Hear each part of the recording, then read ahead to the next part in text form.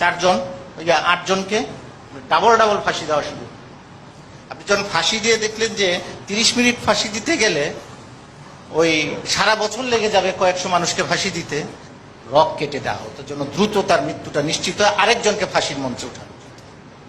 এভাবে ঢাকায় প্রতি রাতে যখন 8 জন দিয়ে কমপ্লিট করা যাচ্ছে না, কুমিল্লা জেলখানায় পাঠানো হলো। ওখানে আমি জল্লাদের সঙ্গে কথা বললাম, সে বলল আমি 92 জনকে ফাঁসি দিয়েছি।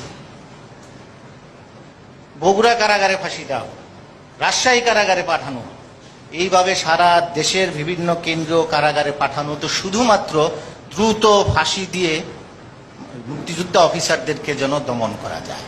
এখন পর্যন্ত যদি ফাঁসির ইতিহাস জানেন, বাংলাদেশের কারাগারগুলোতে 480-90 জন, এর মধ্যে 280 জনই আপনার জিয়াউর রহমান ওই সময় এই সশস্ত্র বাহিনীর সদস্যদেরকে ফাঁসি দিয়েছিলেন এবং তাদের সকলেই মুক্তিযোদ্ধা।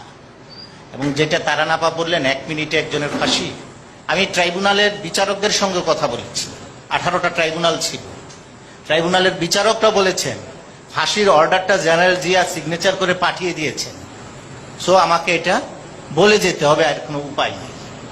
এটাই ছিল ইতিহাস। শুধু তাই না, তাড়াতাড়ি ফাঁসি দেওয়ার জন্য একই নামে 2 জন ব্যক্তি, একজনের হয়তো যাবজ্জীবন কারাদণ্ড হয়েছে, একজনের মৃত্যুদণ্ডের আদেশ হয়েছে, নাম ডেকে ডেকে ওই যাবজ্জীবন কারাদণ্ডের এক আসামিকে নিয়েও ফাঁসি দেওয়া হয়েছে। সে চিৎকার করে কান্না করেছে যে আমি মৃত্যুদণ্ডপ্রাপ্ত আসামি নই, শোনার সময় নেই। এই অন্ধকার জিনিস দিকগুলো এখন আমরা জানি না। এবং 1-2টা না, আমি বললাম শত শত। বিএনপিরই মন্ত্রী ছিলেন জেনারেল শওকত, উনি আমাকে ইন্টারভিউ দিয়ে বলে গিয়েছেন 1130 জনকে আমরা এইভাবে ফাঁসি বা হত্যা করেছি। উনি স্বীকার করেছেন আমাকে ইন্টারভিউ দিয়ে যে আমার অর্ডারই ছিল শুট টু কিল।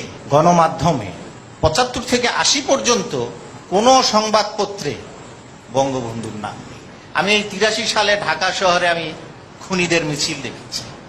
খালেদা জিয়ার আমলেও আপনার এই 96-এ, সেটা আমি নিজেও প্রত্যক্ষদর্শী, কর্নেল রশিদ বিরোধী দলীয় নেতার আসনে বসা, যদিও এটা ইতিহাসের একটু বিকৃত যে তাকে বিরোধী দলীয় নেতা করা হয়েছিল, আসলে বিরোধী দলীয় নেতা ঘোষণা প্রজ্ঞাপন জারি হয়নি, উনি নিজে গিয়ে বসে পড়েছিলেন সেই আসনের মধ্যে।